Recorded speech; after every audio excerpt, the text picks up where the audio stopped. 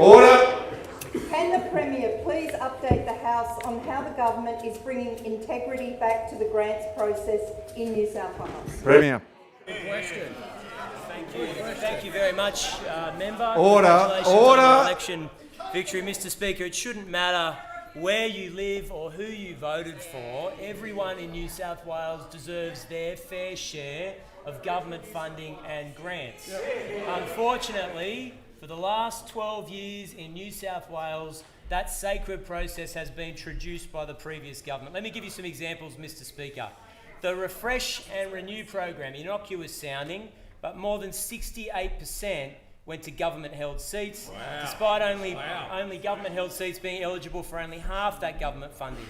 Stronger Communities Fund, Mr. Speaker, 96% of the $252 million fund went to Liberal Party seats, National Party seats or marginal seats. The school, even education, Mr. Speaker, even education, the school's renewable energy infrastructure pilot project, 92% of projects went to government seats. The Greater Sydney Sports Facility Fund, that's a grant between $500,000 and $5 million.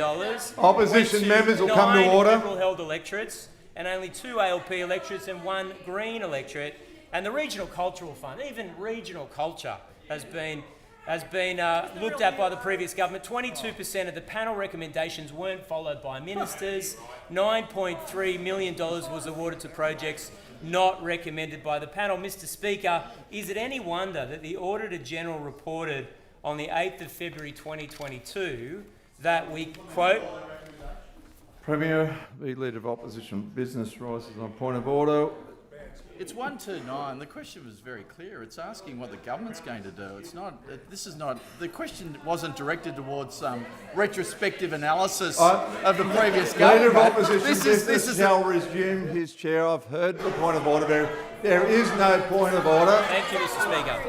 It's why the Auditor-General reported in February 2022, quote, we cannot rule out that a lack of information about accountabilities in the program guidelines, coupled with a lack of formal documentation, was a purposeful attempt to avoid transparency and accountability over the involvement of the former Premier and Deputy Premier in approving these grant allocations. That's from the Auditor-General. Now, who's the former Deputy Premier of New South Wales? It's John Barilaro.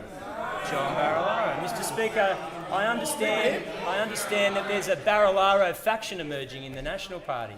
A Barilaro faction. I think it's headed by the leader of the National Party. Get a new nickname, mate. Get a new nickname. Maybe you could call yourself the Dougals or something like that. But Mr. Speaker, let me tell you, the government is going to take action in relation to this.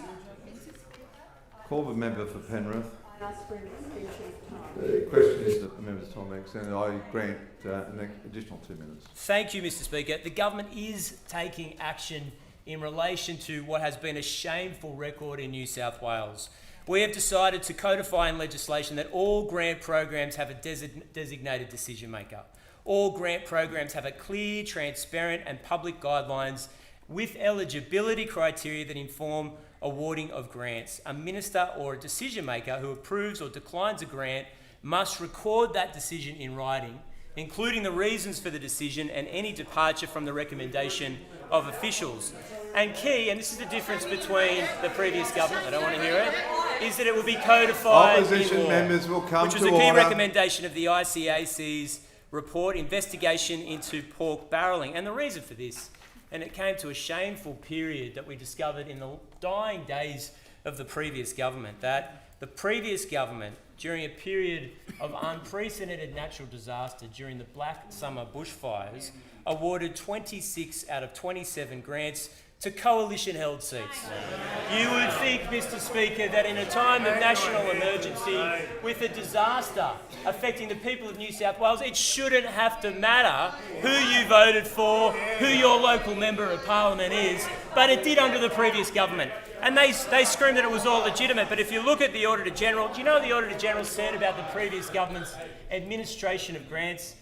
They said, quote, it lacked integrity, it lacked transparency, and of course it was presided over by the former Deputy Premier, John Barilaro.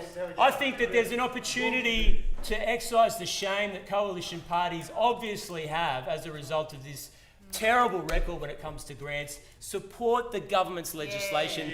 Bring transparency back to grants in New South Wales.